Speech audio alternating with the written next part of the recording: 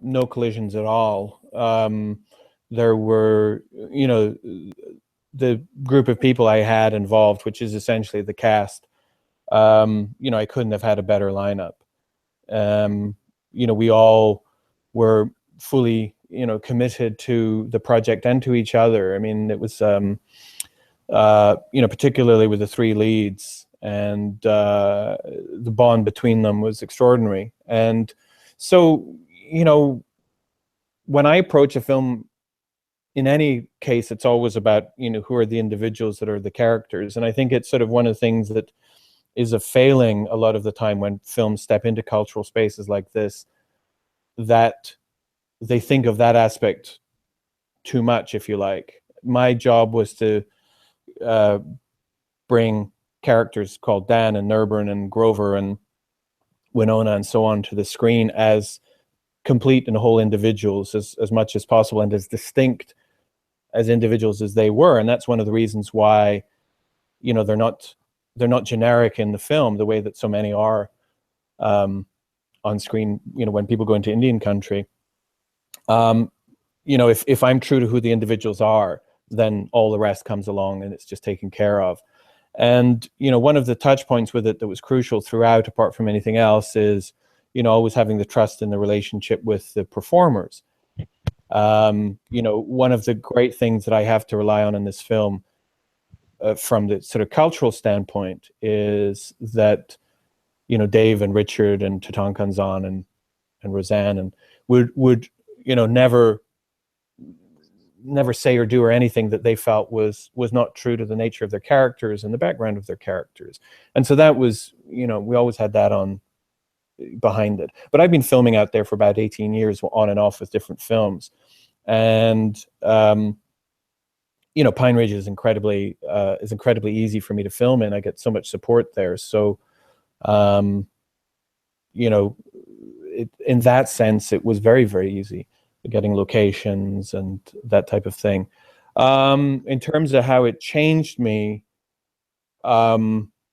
it's been, the answer to that is not what people expect, I think, because it's just taken too much out of me, if anything, because, for the last 6 months, for example, I haven't had a day off since November, and it's been sort of 100+ hour weeks just promoting it. And, there's it's just sort of this endless thing, and it sort of becomes a test of endurance as much as anything. And, so that's the sort of dominant aspect of it as an individual, whenever often people ask about, how cultural or spiritual or whatever aspects of Indian country have had on me and whatever else. And my answer is simple, which is, that's their business. It's, culture, things like that. It's not something that I've ever had any interest in stepping into and acquiring creatively, for example. For me, it's always about the characters, always about the individuals. And the same with my relationship with the Pine Ridge. It's always about friendships. It's always about the stories of individuals. The rest sort of works itself out throughout the story. Anyway, hopefully that'll fill that part in. Yeah. Okay. Thanks. Thank you. Thanks, Ken. Who else? Yeah. Coming up. Up.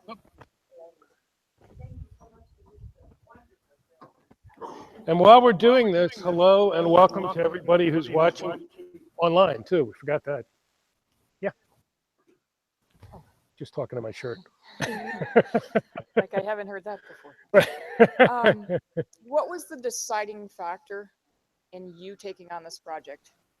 Knowing the daunting task that lays, now that you know what the daunting task was, you said for the last 100-hour weeks, for the last 6 months. Yeah. Comes after the fact.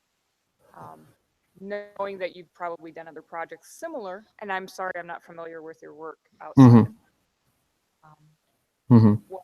What pulled you into this that you couldn't say no to it? It's interesting because I have no idea. It's, project. you know, it is. It's the weirdest part. I mean, I took over a year of mulling it over, and it was like almost 2 years since I first met Kent, and he approached me with a novel. But it took me maybe 9 months or something to start reading it, and then we touched base a bit after that, and I was just sort of, I don't think, you know, it's something I don't know if it was something I would take on, because I knew if I say yes, I don't, you know, I take my commitments very seriously that way, and it meant that I would sort of push it all the way across the line. And what that meant, I knew it would be grueling, because, as you know, especially when you're making a film independently, I mean, you have to do everything.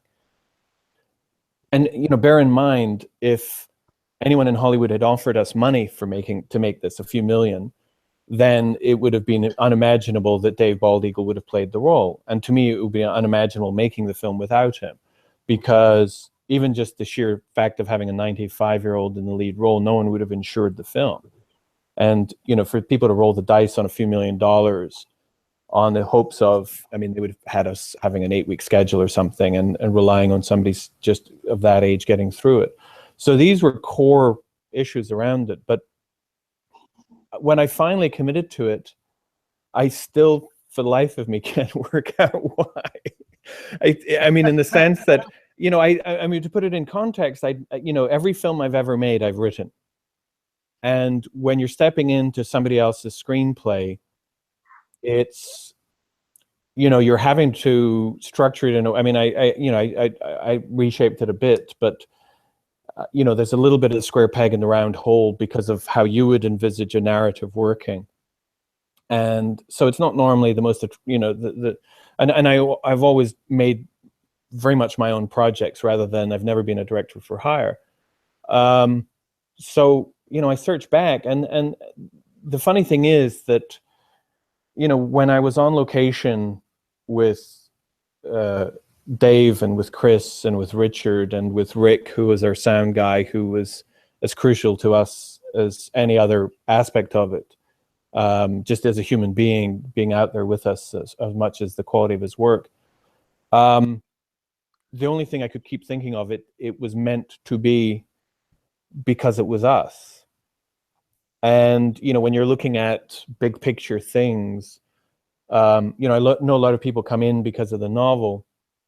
But when I look at it, that's where I see it, for me personally, with the most significance was, you know, the 5 of us standing out on location, and just this amazing, wonderful lineup.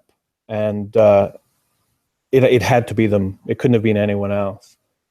And the place that it's taken in sort of Dave's legacy, in a sense. You know, we abandoned the novel and we abandoned the script at the climax at Wounded Knee. And it was partly because when we were filming and we were heading up to that point, and, you know, you discover a lot when you're filming. The energy that we were placed in didn't allow some of the things to enter that were in the novel. For example, the flatulent dog would have almost felt trite in comparison. There were 1 or 2 things that you'd almost sort of imagine, you know, a little too Disney-esque or whatever around the dog. And so it felt like there was just this authentic line that was played through. And at the Wounded Knee scene in the novel and in the script, there were elements where Nerburn was like flashing back to imagining the massacre, and then flashing to his son, imagine his son involved in the massacre, being in the massacre, which we began to sort of be a bit irritated by it, to be honest, because it sort of was almost like that's what could make him feel. If by this point he wasn't feeling enough purely by his relationship with Dan, then, you know, that just felt like a note too far for us. Plus, also doing anything like that stylistically would have snapped the audience completely out of the movie.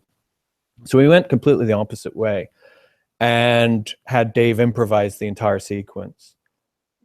From the moment they start driving up to the end of that climax, it's pure improvisation by Dave and by Chris. And by doing it that way, and, you know, because a 95-year-old's memory, you can only handle so much dialogue. And you know, by allowing him to go to that place, allowed him to do an emotional performance that he could get lost in a very different way to any of the other scenes. And you know, if you were to say to me, what is the ultimate cultural value of the film? I would say what it would be that we had this last moment in time to sort of get that testimony of someone who was of Dave's generation, that grew up around people who had survived and had that direct lineage to it and could personalize it in that way. And it could be that immediate. I mean, I've been there numerous times at Wounded Knee with elders and for other ceremonies and things, and it always has a power. But this almost went further than any other I'd seen before. And so even if the entire film is a journey just to give the audience those few minutes, then to me that kind of, you know, that's the justification for the whole 6 years, if you like. Wow. Thank you. Thank you.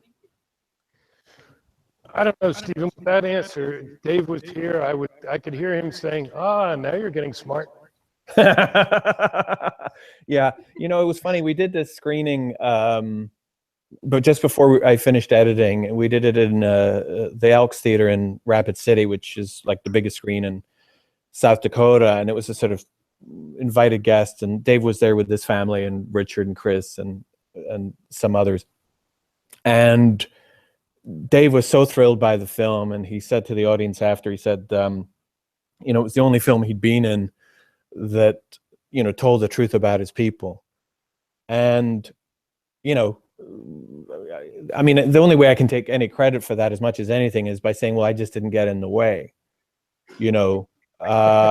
You know, it's you know, the funny thing is when sometimes you get this kind of reaction of, you know, it's another case of a white guy telling a native story. The one difference though, doing that on screen like this versus the novel is, you know, the novel, it's somebody sitting down there and bashing out the words. Whereas you watch this film and you watch that climax, you know that that's coming from Dave. And, you know, if anyone has any issue with that reality, then, you know, so be it. But, you know, in many ways, my job, and it was the same with the documentary I made about Pine Ridge, was to use my narrative skills in terms of molding scenes, but was to get to the closest thing that those individuals could give me from their essence. And that's clearly, I mean, you look at Richard's face when they're on Sheep Mountain and that very intense conversation in the car, and, you know, every word is hitting Richard not as an actor, but, you know, as somebody, you know, who has been on this incredible journey that he has been on through his life. You know, and that if I was smart anywhere, it was the fact of understanding that reality and how to create the circumstance where they could get to that point as truly as possible. And that's the beauty of filming with no crew, just out in the hills, with no apparatus around you, is that it's easy to get lost in the moment in that way, and it works great. And, you know, with Chris Sweeney, who I can't imagine a better Nerburn. You know, we beefed him up character-wise a little bit from the novel, because in the novel, you're in the character's first-person head. He's just telling you, articulating all his thoughts and feelings. But, you know, he's so set back, and Kent would tell me that was one of the criticisms of his character in the novel, was in some respects he is too much of a foil. And, you know, so we needed to inject a bit more of a dynamic there between them all.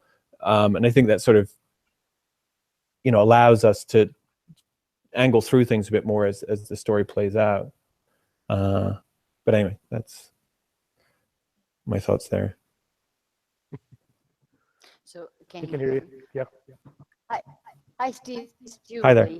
Hi, Julie. And, hi. Thank you for all your hard work putting this together. Oh, thank you to all the people that. Come on, a round of applause for Julie, please. She put a lot of work. As I know, a number of you have done tremendous things to make this all happen and to make the technology happen. It's greatly I appreciated. would have bought all 78 tickets if I went so I could see this movie. I have been in love with this for 15, at least 15 years when I first read it. It just captured me. Something captured me. And I have a son who's a director, and he does the same thing as you do. He doesn't do other people's things. And I said, but Chris, if you just write the screenplay, I know it's going to be a great movie. So thank you from the bottom of my heart for making my dream come true. Well, thank you. And are you going to do the second one? I was waiting for that one. Wink, wink, wink. I will help you promote it again. Well, no, there's actually a very simple answer to the other two. Dave's no longer here, Right. and it only exists with him. And so, you know, it's not a territory I would ever delve into without him. I understand. And I hope somebody takes a shot of this, because I've never had this relayed into a theater before, so I'm kind of curious how it looks from your side. Good. Yeah, I've been getting a few pictures of you answering some questions. Good. And Great. a bunch of us with us talking to you, and I'll take a picture of you and I talking with everybody. Great. Thank you again for coming to this. Yeah, this is wonderful, and Sure. you know, I'm so glad that it got such a great turnout, because you know the important thing is, in some respects, us, you know, proving there's an audience for the film in a lot of different parts of the country, and so hopefully, you know, this might be able to inspire some of the theaters nearby to take it on. Denver, May 11th. If you want to see it again, it's in Denver, May 11th. Yep, and then it opens on the 19th at the Esquire for a week. Nice. Right. Yeah. We got a question from a younger member of the audience. Hi, Stephen. Hi there. I guess my one question is, if Dave were here, From the what do you think he would say to the audience? I think he'd be glowing. I think he would be glowing. I mean, it's you know, if any scene summed Dave up, to me it was the final scene. And I won't say too much for people watching who have seen the film yet, but you know, it's you know, there's stuff he does in that final scene that's just pure magic. And you know, that's how we knew him. You know, he was playful. He had, you know, great humor. His wife Josie, who's in the film, I don't know if any of you picked it up, but she's the lady in the museum. You know, the two of them together were just the best double act you could imagine. And you know, I think you know, he would, you know, I think the point I made earlier was, you know, this is, you know, this film for him, it, you know, tells an emotional truth, and that he's, you know, he's very proud of it. And I know Richard is as well, and Chris. You know, this has been a different journey for all of us on this film. I mean, for all of those guys, it wasn't just another job, you know.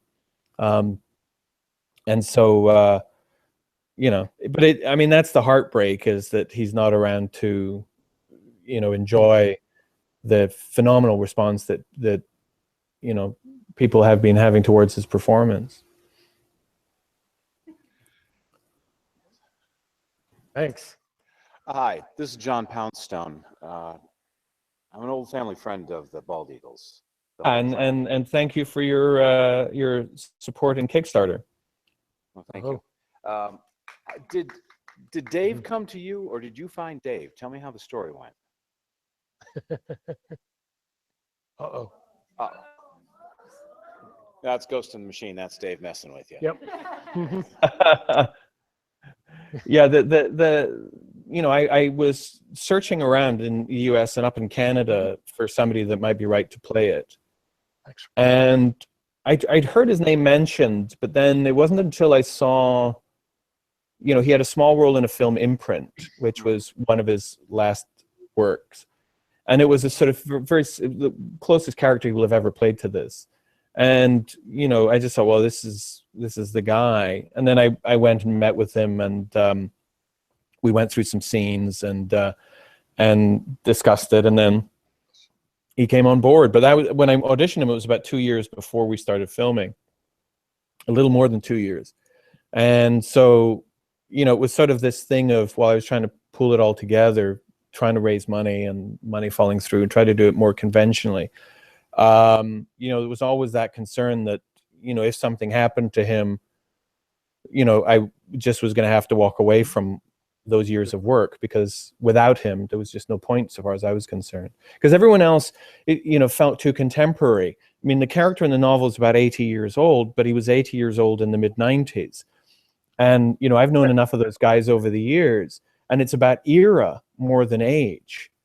And, you know, I have friends who are native actors in their 70s, but they feel far too contemporary. And, you know, you would have needed so much work to have made them feel that way. Or even, you know, Augie Schellenberg was somebody who was interested in it, who, you know, well-established actor, but, you know, he even had been recorded doing some speeches from the book, but he always gave them like a speech, which was, you know, almost too cinematic in a sense, and not the kind of tone that we were looking for. So yeah, I mean, he just jumped on board and jumped in with both feet. I mean, he was kind of fearless that way. It was amazing. Well, the late weekend in October 2005, I drove out in my big bus motorhome with his son, Lloyd, who was busy filming a film. I cast him as the lead in a film that's still in a can, sitting in Minneapolis. Another Indian film. It'll sit there for a long time, even though it won a couple festivals. But frustrating, so I understand your frustrations. But Yeah. I gave him the book. We spent a weekend. This was the weekend when the Black Hills Film Council was set up. And so we were all hyped up, hopeful. And I pitched him this movie. Nothing but that movie, but I told him the role, and I said, "You're the only person who could ever do this role." Yeah, no kidding. You sit around the house with him, and every night I was going to do like this. Every afternoon. I have to say, if you've driven out to his house, you know that you go by the prairie dogs on the way down to the house. And if you go out to the pasture, you know, it's like it's 2. We're going out. Doesn't matter what the weather is. We got to go throw some stuff out to the horses, see if they're okay. Yeah. And he'd be riding on any given day. And that's just Dave. So you have Dave encapsulated in the film, and this is what he wanted and what he presented. If you went to the house, you'd be sitting around the kitchen, and Jesse'd be fussing and making things and laughing at him and teasing him more, and making sure he was never too high on himself. And you know, the grandkids, you know, be running around JJ or somebody else goofing off, but that's Dave. He wanted to talk about this stuff all the time. Yeah. I mean, that was, well, that's what Josie said when she was reading the script. Was, you know, she kept laughing because so many of the bits of dialogue, just, she said, well, that's him, you know. And if anything, that was, you know, the great gift of the film. I mean, when you adapt anything, you know, most people at the end of the day come away from a film going, well, I preferred the book for this, I preferred the book for that. But the reality is that it's hard to get perfect elements. I mean, say you're doing the Da Vinci Code, your star needs to look like Tom Hanks or Tom Cruise or Brad Pitt, because there's 3 or 4 actors big enough to finance that movie. And if the character doesn't, then it's a square peg in a round hole. And, you know, I had it actually in a more extreme situation. There was only one person that could have done it the way that Dave did. But fortunately I found him. And, you know, anyone who loves the book, that watches the film, that tells me they're disappointed with Dan on the screen, I just don't even go there. It's, that man is, you know, to have imagined you could have ever gotten any more out of anyone on screen for that role. Even just every time I would line up the camera on that face, I would just feel like, you know, never in my career will I photograph a more beautiful face. It was just such a gift, you know. Well, I love the presentation. I love it. And you know, Minnesota for many years, and you know, Nerburn's around, and so I talked to people at Red Lake, and I knew people there who worked on the project with him and other things, and he did a great job there, but he felt out of his element, and it properly showed that. Actually, I just thought of something funny. The room I'm in right now, I just realized it's Nerburn's house in the movie. I just dawned on it. I'm right now. I'm because I needed somewhere quiet to do this. I'm visiting with a friend of mine in the Hollywood Hills, who's very quietly and patiently sitting beside me while I'm waffling. He's heard all this nonsense before, and he was the one who who kindly let me film, use this place as a location, and actually this was a day where I had one of a crew, so only myself, and but we made do. Well, I just wanted to add one more thing, Dan. Dan would say, you know, how much time do you have to hear a story? Because he can give you the long version of it in detail, or a short version. And sometimes the short version's the most impactful. And that's what you've delivered here. You've actually taken it and you've done more in a shorter with less, and you've made the points clearer than you could have for them to cover every single page. So I love it. Just love it. Well, thank you. Thank you. Great personal insights. Thank you. We didn't expect that, but that's great. Connie, did you have one? Well, that certainly was a brilliant film and so authentic, so right on with the native way. Everything was so impeccable at conveying that humor and that just that way of life that's so different from ours in every aspect. So it was brilliant. And what does Kent think of the film? Well, after he saw it, he wrote sort of 4 extensive blogs on it, and he's thrilled with it. You know, the interesting thing as we were developing it was creatively, you know, it was pretty smooth because we had the same, you know, our greatest priorities were always reality. And, you know, it was interesting that whenever there was something I was trying to put in that he wasn't familiar with, or vice versa, you know, it was always kind of trying to verify the stories. And it was interesting because even, for example, the bit with the Standing Rock and relating to the Sitting Bull relatives, you know, that was something I hadn't directly experienced until I was developing the project, and I became friends with somebody who had the exact same situation, who was considered persona non grata around some of the other people on the reservation, because her family was from one side of that issue and the others were from the other. And so, you know, we always searched for that ultimate truth in all of those things and experience. And, you know, there was, you know, things that I did, like I pulled back from things like the pipe ceremony at the climax because I wouldn't film something like that, nor would Dave, because it's just not appropriate culturally. And, you know, these are sort of changes that, you know, Kent, you know, would always have the greatest respect because he knows exactly why. He loves the casting, and in particular, I think Chris, who plays him, because, you know, he added in a lot of layers that I think he thought would have been hard to add in. And so, you know, it's you know, it's good, you know. But again, it's that thing. It revolves around Dave. I mean, it's you know, that's the most important choice I made in the entire film. So it was a real collaboration of you and Kent. You know, the essence that Kent brought to it in the book, and then what you brought to it from your experience with the native people. Well, yeah, but I mean, the thing is, once it goes to the shoot, I mean, it's you know, it's also how the individuals then inhabit it from there. You know, it's you know, if you look at the author of, you know, who authors the film, I mean, I'm as much as anything the grand technician. But, you know, the landscapes are a character, and so, you know, for me, it's just it comes down to selection. You know, which way to point the camera, but, you know, it's important that all of those elements have their own voice. And in the end of the day, it's like, you know, the narrative is one aspect of it, but there's all these different things speaking through it, which is, you know, one of the beautiful things when you start layering things in a film, I mean, the soundscape as well as the landscape, you know, as well as, you know, those years etched onto the faces of particularly Dan and Grover. And you were the camera man? Everything other than sound. Other than sound. I mean, you know, other than filming, it's only been me. I mean, I'm the one that's booking the theaters and doing all this stuff. I mean, it's crazy. This is why I have no life.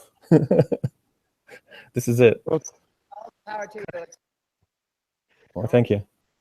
Connie and her husband Andrew are also filmmakers, and they're out taking their film all around the country too. So she probably understands better than anyone what you're talking about. Well, it's interesting because, you know, for example, today, you know, I was finding out that, you know, the film is being held over for a 4th week at a multiplex in Minnesota that's part of a big chain. And, you know, you think how many films end up 4 weeks in a theater. And, you know, it's had this life. I mean, I started putting it into theaters at the end of February, and we're now in May. And my biggest theaters are opening up in about 12 days in Denver and Minneapolis in, you know, prime locations. It's something, I mean, there's never been, I mean, it's like this moment right now. There's never been a more direct relationship, I think, between an audience and a filmmaker, because there's literally nothing between us. It's like the person who made that screening happen is sitting amongst you. And yeah, I mean, and the thing is that the reason that it's in a 4th week is because through social media, through the Facebook page and all these other things, I'm having so much interaction with so many people. And that dialogue is what is helping propel the audience in no small measure. And then there's local media as well that's helping, you know, getting good stories and things like that. But, you know, it's the power of the people going through the gate, paying their money and telling the theaters this is what they want to see. It's kind of really fascinating. I mean, I've surprised myself with this release, because it's lasting so long and ending up even in just certain regions, but it's, you know, it's been in 16 weeks or something now in Minnesota theaters throughout the state. You know, it's quite, for something this small, it's amazing. Awesome. So this is my wife, Sue, who made sure that all our groups knew about this. Wonderful. So, her turn. I have just a comment. I just, you know, a film of this nature is so important because there are so many people out there that really need to understand and grasp and connect with their hearts. You know, there's just so much going on out there that it really captures your heart and your soul. And it's just the culture, just the way, and it's very important. It's very important. Thank you.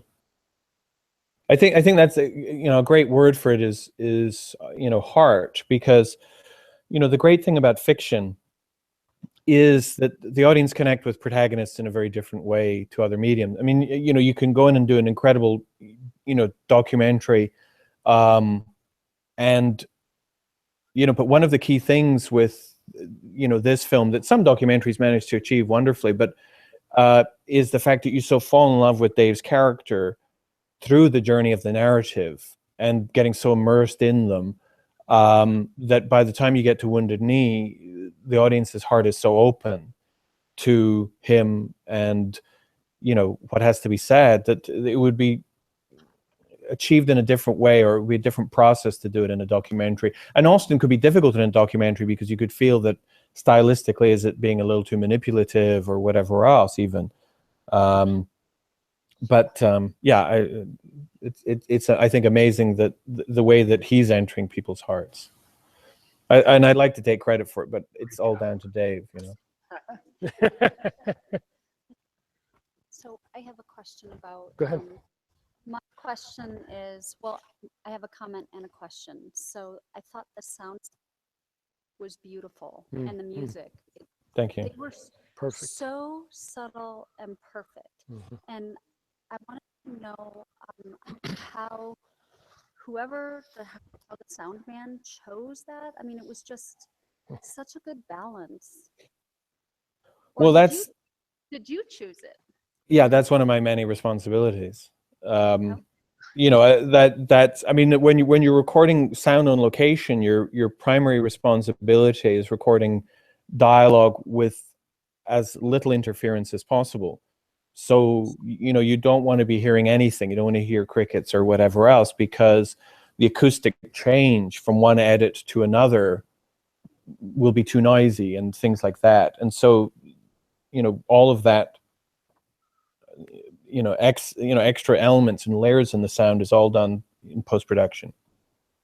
Okay. 100% in post-production. Well, I mean, it was just beautiful. The crickets and the birds and the music, and it just, anyway, well done. Great. Thank you. I have one. Yeah. This is Kent again. I have one technical question in terms of Mhm. of the shot from the hood of the car back into the car on the dirt road toward the end of the film. Uh-huh. How did you shoot that and keep it so simple? Was it a gimbal or what? How?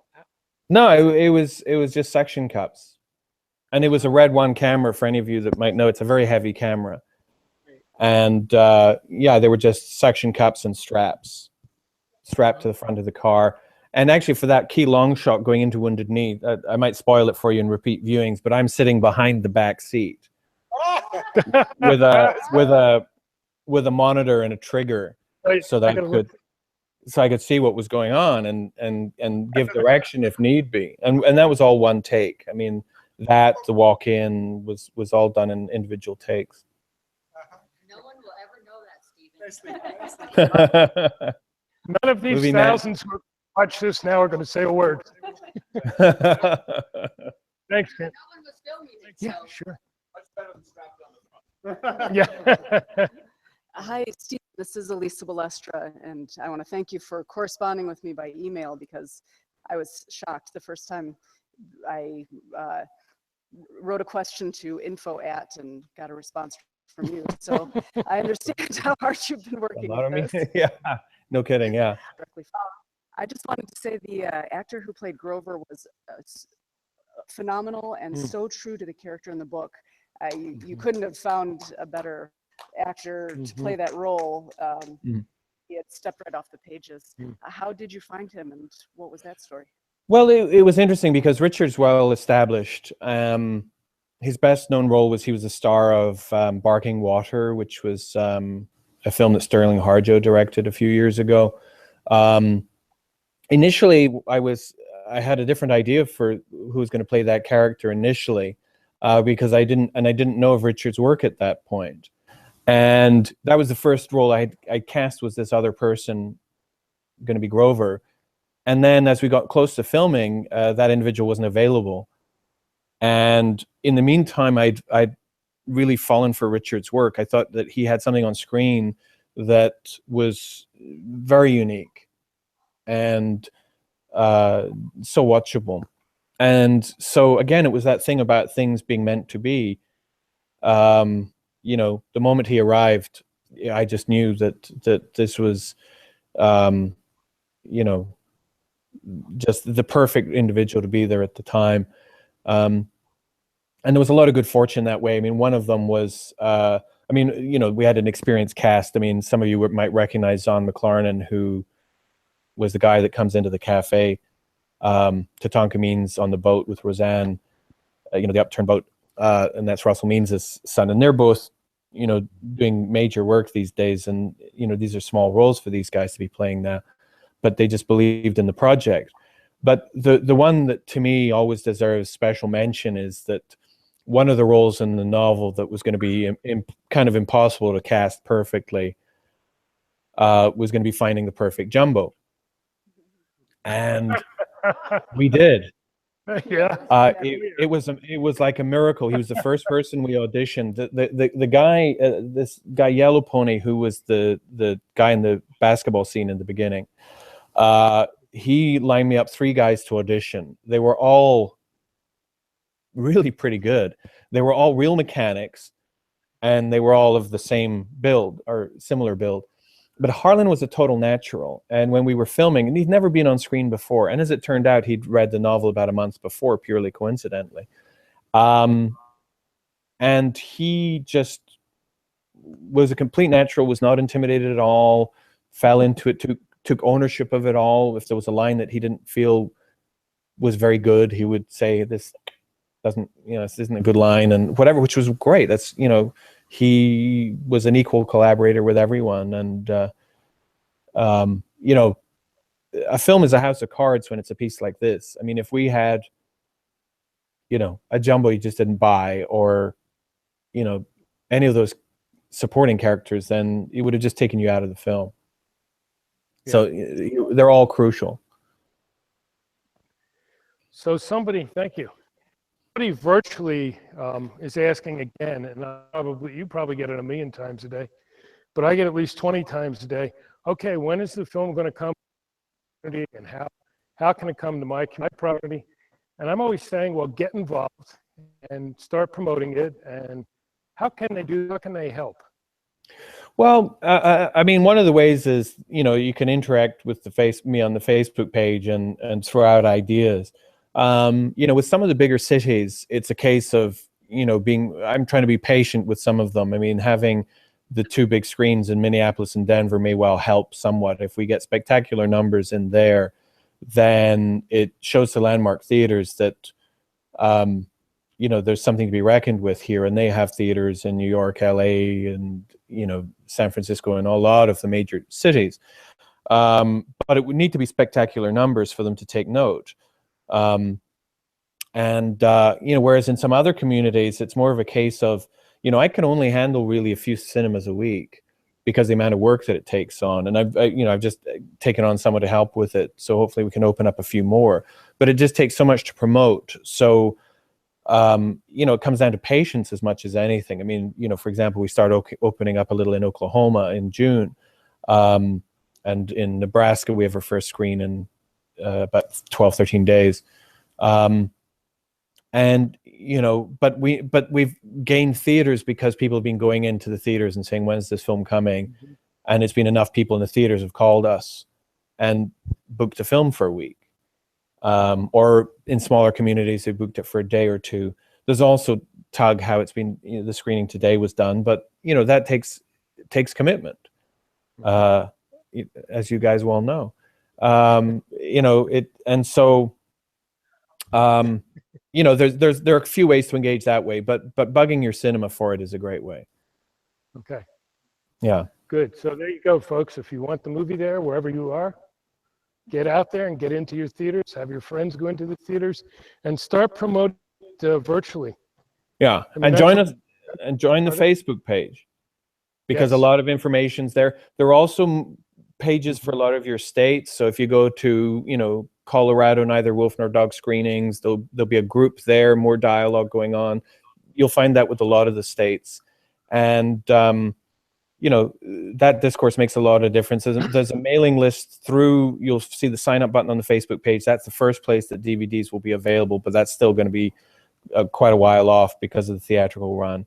And also go on IMDb and Rotten Tomatoes and leave a review and a vote for the film, because this is all what's helping encourage the theater bookers. When they see how high our IMDb score is, they know people are passionate for this film. Okay. Yeah, great. Yes. Well, I will continue to be in contact with you just to get ideas to maybe email these. Great. Something I said, but I'm really tired right now and I'm not writing things down. I'm surprised the theater are not kicking you out. Do they not have a late night screening coming in there? No, this is it. You weren't joking with the 1 a.m. No, I wasn't. No, the lady at the front counter said as long as you're out by 1 a.m. Yeah, no problem. Well, right. I really appreciate you taking this time to answer all these questions and really actually give me a Q&A when I didn't think I was going to have one to begin with, even though they said I was going to have a Q&A, but I thought they were putting it together, and then you said, what? You're having a Q&A? How are you having a Q&A? Yeah, no, it's for the it's for the organizers. Yeah. Thank you so very much for taking this time to answer all these questions. And thank you from the bottom of my heart for making a beautiful, beautiful, beautiful story come to life. Thank you so much. Any parting words, any parting thoughts you want to share with, because remember, this will be on YouTube, so you might be. Yeah. Yeah, you know. I know. I think I've mostly got it all out there, I'd say. Okay. But yeah, I mean, the core is, you know, the main thing I want to come across from this film, because, you know, people talk about it in a lot of contexts. They talk about it relating to Standing Rock and various other things, movements going on. And, you know, the core thing for me is that there are a lot of people who are, you know, maybe responding to what's going on in Standing Rock and all these other things. But, you know, to them, they see a single issue. And, you know, for me, my job always has been, is ignoring all of that side of things and taking everyone deep into the worlds and the perspectives of individuals. Because, you know, the problem is, and you know, the problem is when everything gets, you know, separated down into core issues like this, you know, very often things get too simplified. And for example, you know, Richard was talking to me the other day about this, I can't remember her name right now, but this elder lady who was one of the last people taken out of the Standing Rock protest, who, you know, he was side by side with at Wounded Knee in '73. And, you know, and this is the thing, when people see that face, they have to recognize the fact that this is a lifetime in these, you know, there's a lifetime series of issues. It's not there's so many layers to this, and there's so many complexities, and there are the complexities of a culture, the complexities of a nation, but there are also complexities of individuals. And what I think is most important from this film, you know, someone recently was asking me about it, and in some respects, there's so few Native films made that people put so much pressure on it to do so much, and that's not fair on any film. The job of this film is it's a dialogue between these individuals. And that's the important thing. And you have to look in the character of those individuals on screen, not the character of a nation or of a tribe or anything else. It's these individuals having this discourse. And that's, to me, where the greatest value is, because that's how we should all go into a room. And, you know, part of the interesting thing is that for me, making this narrative was, you know, to me, Nerburn is possibly more alien in that space to me than the Lakota characters, because, you know, I'm European, and Europeans in Lakota country are a completely different animal. You know, most of my friends in Pine Ridge have friends from all over Europe and whatnot, and we just walk in with a big goofy smile on our faces and make friends. And it's very different to that baggage that so many walk in with, even the sort of, you know, going in with Chris or with Kent. I mean, I see the energy they go in with, and it's entirely different. And so being able to see that was really terrific, you know, and really? Because it's about seeing that dance between the different individuals. Yeah, I really like that, having involved with Standing Rock, heavily involved with Water is Life, and a lot of other movements. Right, each one of those is a snapshot. You need to be people coming together, and that's what you captured. And so you can get each of those things out of it. I know I did, but that's not the whole story. So I invite you. That's a great piece. We got more. Great. John Poundstone again. My grandparents went through the boarding schools, and my great-grandparents in some cases, and it was destructive. And for you to present it how and when you did in the film, early on, with that clarity, you've done maybe one of the greatest services you could do in that understanding. As wonderful and important as the message is in the story of what happened at the end of the Indian Wars, it's after that the destruction became. I think you said something that is, I've been banging on about that for years, and it's the one thing that I think is the sort of difference between the people who look at the issues versus the people who really understand the issues. Because exactly as you say, people talk about, you know, certain things in the 1800s, but, you know, the boarding school system is at the crux of everything every line through everything that I see today, its echo is screaming. And it was one of the core things with the documentary of Thunder Being Nation that I made about Pine Ridge, and that was made over about 13 years, was that it was the past and the present both equal in the documentary. It sort of goes chronologically through, and without that context, there's no discussion to have about a single issue today. I think if you know, the boarding school system is so deep, and that's the key tragedy of in a sense the second book not being made, but is because that is where that one goes much deeper. But Roseanne deserves a tremendous amount of credit for that scene, because she's the one that drives it. I don't show you an image because an image would distract you from the power of what she is conveying as somebody who's a granddaughter of somebody who went through it but understood it. I mean, if you feel that in her, imagine what it was like for somebody that actually experienced it. For my family, it's very painful. My mother's mother attempted to kill her 5 children on 4 occasions because there was nothing worse than being Indian. And after her death and after my mother's death, the Wisconsin State Historical Society published a picture of my grandmother and other Indian children working on a dairy farm. The only good news from that is seeing my grandmother at that age in that setting. But the owners of that dairy farm adopted her and moved her away and took her away from the school and took her to Chicago, which changed the trajectory of my family.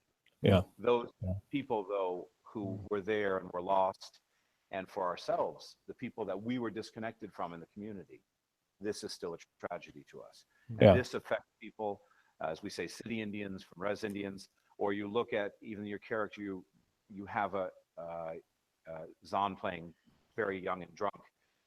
And where did that come into his family? Those pains are at the root of it, which I know from Thunder Being, from your documentary. Brilliant.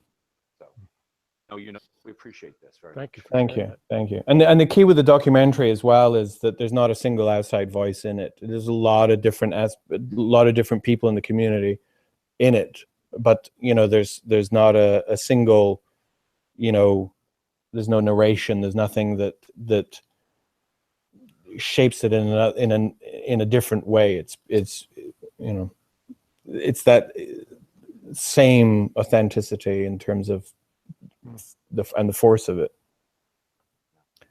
Yeah. Thank you so much. Thank you so much for all of it. And Stephen. Thank you. Dan is magnum opus. Yeah, agreed. And thanks again for our sister Tracy up there for coming up, because without her, we would not have done this. Thank you so much. And I'm here from the theater as well. Yeah. Excellent. Well, thank you so much indeed. Thanks for your all turning out and your support. It's greatly appreciated. Yep. Thank you. All right. And I'll chat with you all on Facebook soon. All right. Good. Good night. Thank you. Take care. Night night. You too, folks. Enjoy and share.